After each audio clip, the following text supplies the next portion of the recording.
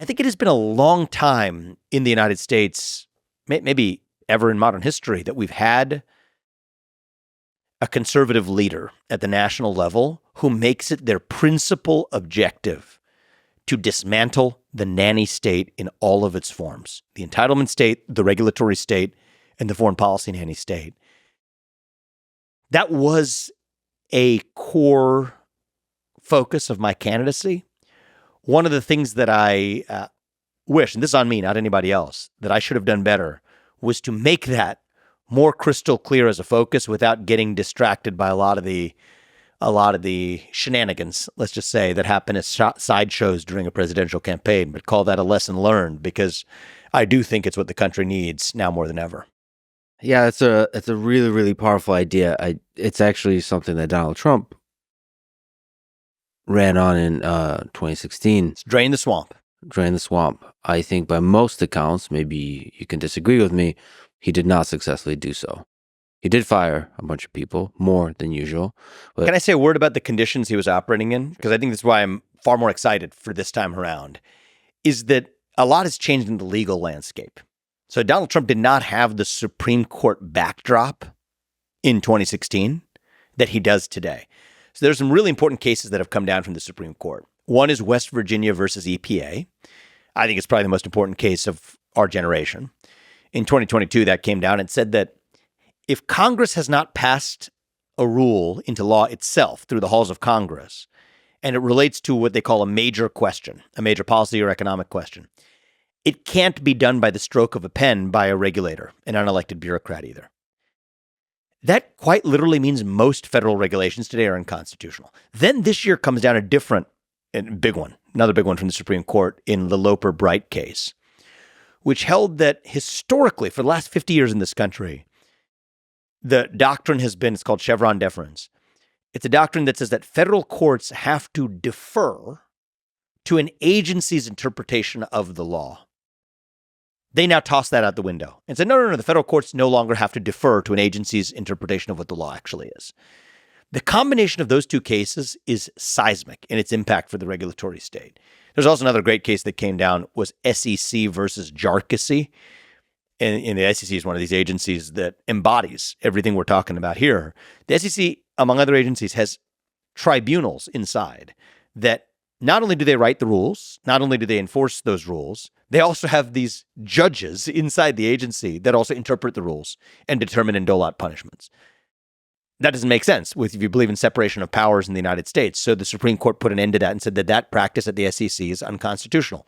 Actually, as a side note, the Supreme Court has said countless practices and rules written by the SEC, the EPA, the FTC in recent years were outright unconstitutional. Think about what that means for a constitutional republic. That supposedly these law enforcement agencies, the courts have now said, especially this year, the courts have now said that their own behaviors actually break the law. So the very agencies entrusted with supposedly enforcing the law are actually behaving with utter, blatant disregard for the law itself. That's un-American. It's not tenable in the United States of America. But thankfully, we now have a Supreme Court that recognizes that.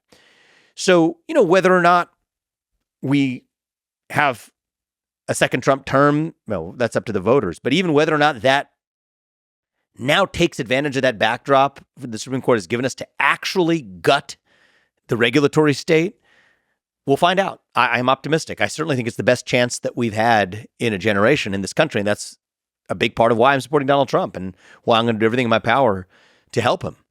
But I do think it is going to take a spine of steel to see that through. And then after we've taken on the regulatory state, I think that's the next step. But I do think there's this broader project of dismantling the nanny state in all of its forms, the entitlement state, the regulatory state, and the foreign policy nanny state. 3-word answer, if I was to summarize my worldview and my presidential campaign in 3 words: shut it down. Shut it down. Okay, so the Supreme Court cases you mentioned, there's a lot of nuance there. Yeah. I guess it's weakening the immune system of the different departments. Yeah, it's a good way of putting it. Okay. Yep. On the human psychology level, so you basically kind of implied that for Donald Trump or for any president, the legal situation was difficult. is that the only thing really operating? Like, isn't it Probably also not. just on a psychological level, just hard Yeah. to fire a very large number of people? Is that what it is? Like, why is there a basic civility and momentum going Well, I think there's on? one other factor. So you're right to point. I mean, the legal backdrop is a valid and understandable excuse and reason. I think there are other factors at play too. So I think there's something to be said for never having been in government, showing up there the first time, and you're having to understand the rules of the road as you're operating within them, and also having to depend on people who actually aren't aligned with your policy vision, but tell you to your face that they are. And so I think that's one of the things that I've admired about President Trump is he's actually been very open about that, very humble about that, to say that there's a million learnings from that first term that make him ambitious and more ambitious in that second term. But everything I'm talking to you about, this is what needs to happen in the country. It's not specific to Donald Trump. It's lays out what needs to be done in the country. There's the next 4 years. Donald Trump is our last best hope and chance for moving that ball forward. But I think that the vision I'm laying out here is one that hopefully goes even beyond just the next 2 or 4 years of really fixing a century's worth of mistakes. I think we're going to fix a lot of them in the next 4 years of Donald Trump's president.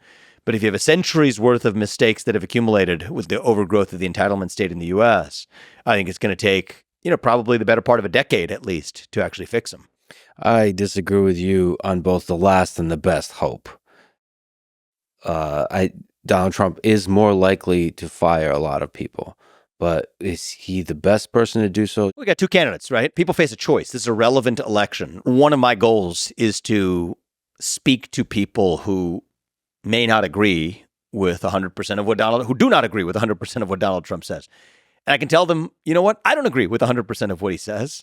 And I can tell you, as somebody who ran against him for U.S. president, that right now he is, when I say the last best hope, I mean in this cycle, the last best hope that we have for dismantling that bureaucratic class. And, I think that I'm also open about the fact that it's going to take, this is a long run project, but we have the next step to actually take over the next few years. That's kind of where I land on it. I mean, you talked to him, I guess, a few weeks ago. I saw you had a podcast with him, right? What was your impression about his preparedness to do it? My impression is his priority allocation was different than yours. I think he's more focused on some of the other topics that you are also focused on. Laser focused on. And there is a tension there, just as you've clearly highlighted. We share the same priority with respect to the southern border, and those are near-term fixes that we can hit out of the park in the first year. But at the same time, I think we got to think also on decade-long time horizons. So my own view is, I think that it is my conviction and belief that he does care about dismantling that federal bureaucracy, certainly more so than any Republican nominee we have had certainly in my lifetime. But I do think that there are going to be competing schools of thought where some will say, okay, well, we want to create a right-wing entitlement state, right? To shower federal subsidies on favored industries while keeping them away from disfavored industries and new bureaucracies to administer them. And, I don't come from that school of thought. I don't want to see the bureaucracy expand in a pro-conservative direction. I want to see the bureaucracy shrink in every direction. And, I do think that from my conversations with Donald Trump, I believe that he is well aligned with this vision of shrinking bureaucracy, but that's a longer term project. There's so many priorities at play here, though. I mean, you really do have to do the Elon thing of walking into Twitter headquarters Shut it down with a sink, right? Let that sink in. That basically firing a very large number of people.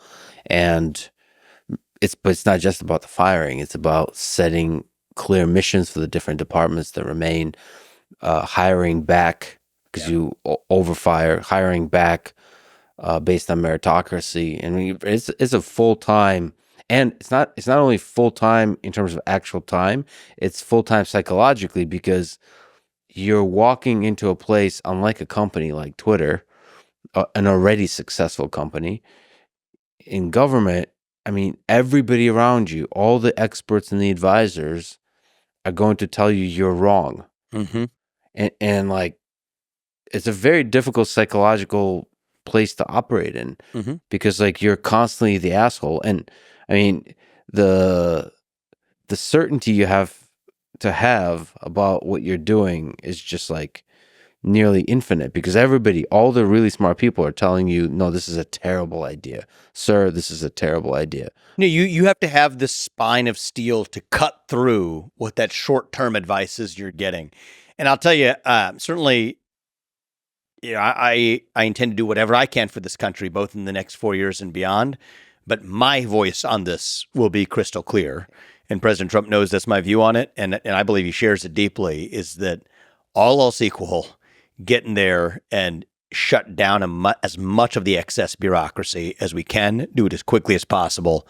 And that's a big part of how we save our country. Okay, I'll give you an example that's really difficult tension, given your priorities. Immigration. There's an estimated 14 million illegal immigrants in the United States. You've spoken about mass deportation. Yes. That requires a lot of effort. Right. Money. I mean, like, how do you do it? And how does that conflict with the shutting it down? Sure. And so it goes back to that original discussion we had, is what are the few proper roles of the federal government? I gave you two. One is of the government, period. One is to protect the national borders and sovereignty of the United States, and two is to protect private property rights. There's a lot else. Most of what the government's doing today, both at the federal and state level, is something other than those two things. But in my book, those are the two things that are the proper function of government. So for everything else the federal government should not be doing, the one thing they should be doing is to protect the homeland of the United States of America and the sovereignty and sanctity of our national borders. So in that domain, that's mission aligned with a proper purpose for the federal government. I think we're a nation founded on the rule of law. I say this as the kid of legal immigrants. That means your first act of entering this country cannot break the law. And in some ways, if I was to summarize a formula for saving the country over the next 4 years, it would be a tale of two mass deportations. The mass deportations of millions of illegals who are in this country and should not be, and then the mass deportation of millions of unelected federal bureaucrats out of Washington, D.C. Now, all else equal, you could say that those are in tension, but I think that the reality is anything outside of the scope of what the core function of the government is, which is protecting borders and protecting private property rights, that's really where I think the predominant cuts need to be. And if you look at the number of people who are looking after the border, it's not even 0.1% of the federal employee base today. So 75% isn't 99.99%, it's 75%, which still leaves that it would still be a tiny fraction of the remaining 25%, which I actually think needs to be more rather than less. So it's a good question, but that's sort of where I land on when it's a proper role of the federal government. Great. Act and actually do your job. The irony is 99.9999% of those resources are going to functions other than the protection of private property rights and the protection of our national physical protection. There is a lot of criticism of the idea of mass deportation, though. So one, fair enough, it would cause a large amount of economic harm, at least in the short term. The other is there would be potentially violations of our kind of higher ideals of how we like to treat human beings, in particular, separation of families, for example, tearing families apart. And the other is just like the logistical complexity of doing something like this. How do you answer some of those criticisms like this? So fair enough. And I would call those even not even criticisms, but just thoughtful questions, right? Even if somebody who's really aligned with doing this, those are thoughtful questions to ask.